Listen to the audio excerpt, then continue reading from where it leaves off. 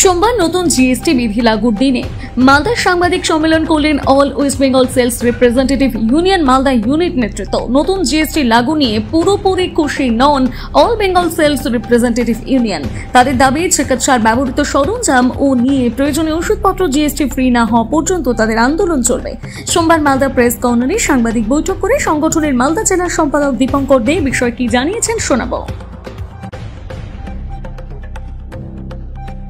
Press conference আমাদের দীর্ঘদিনের যে দাবি দেওয়া ছিল যে ওষুধের ওপর থেকে জিএসটি প্রত্যাহার করতে হবে, বিভিন্ন মেডিকেল সরঞ্জামগুলোর উপরে জিএসটি প্রত্যাহার করতে হবে। সেই ক্ষেত্রে আজকের নতুন জিএসটি 2.0 যেটা গভর্নমেন্ট আজকে থেকে লাগু করছেন 22 সেপ্টেম্বর থেকে, সেই দিনটাতে আমাদের একটা আংশিক জয় বলতে পছন্দ করব আমরা, কারণ আমাদের দাবিগুলো বরাবরই ছিল 0%-এর মেডিসিন জিএসটি মেডিসিনে।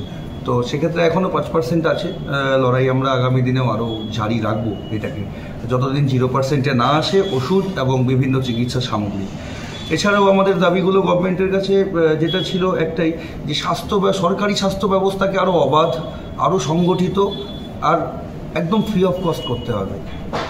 আমরা বারবার করে দেখেছি যে বিভিন্ন জায়গায় বিভিন্ন সরকারি সংস্থানগুলোতে, মেডিকেল কলেজগুলোতে প্রচুর ইকুইপমেন্টস এসছে, নতুন নতুন উন্নত মানের ইকুইপমেন্টস।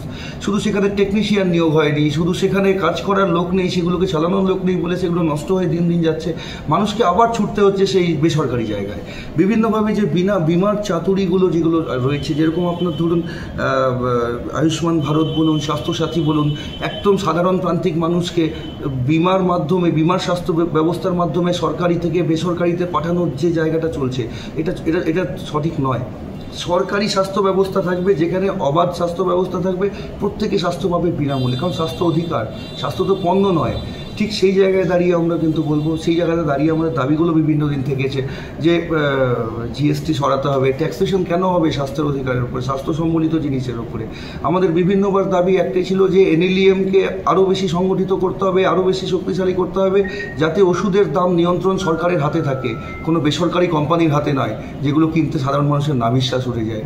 বিভিন্ন রিপোর্ট বলছে প্রত্যেক বছর ভারতীয়রা, একটা বিপুল সংখ্যক ভারতীয় শুধুমাত্র বেসরকারি স্বাস্থ্যের খরচের কারণে তারা বিপিএল সীমার নিচে চলে আসছে। এটা কেন থাকবে? একটা দেশে, এত বড় দেশে একটা স্বাস্থ্য ব্যবস্থা অবাধ হবে, বিনামূল্যে হবে, এটাই আমাদের বারবারের দাবি থেকেছে। আমরা আরও যে জায়গাগুলো আমরা বলে গেছি যে ওষুধের দামটা কোনো বাজার কেন ঠিক করবে? ওষুধের দাম ঠিক হবে তার উৎপাদন খরচের ওপরে। সেই ক্ষেত্রে আমরা দেখতে পাচ্ছি কিছু কিছু ওষুধ, যেগুলো আমরা এই চাকরি করার সুবাদে এই পেশায় আমরা দেখতে পাই যে অনেক কম দামে যেগুলো উৎপাদিত হয় ওষুধ, তার বাজার মূল্য অনেক বেশি, শুধুমাত্র কন্ট্রোলিং নেই বলে। আজকে ডিপিসিও ডিফ্যাক্ট হয়েছে। এই জায়গাটা থেকে সরকারের প্রথম কাজই হওয়া উচিত যে ওষুধের দামটাকে, নিয়ন্ত্রণটা সরকারের হাতে আনা উচিত। এই যে 10% করে প্রত্যেক বছর ওষুধের উপরে দাম বাড়ানোর যে জায়গাটা, এটার পুনর্বিবেচনা করা উচিত সরকারকে আবার থেকে।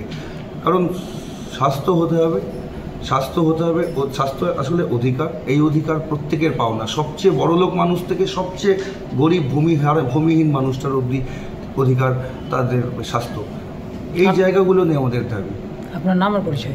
আমি কমরেড দীপঙ্কর দে, আমি all West Bengal sales representative ইউনিয়নের মালদা আঞ্চলিক শাখার সম্পাদক।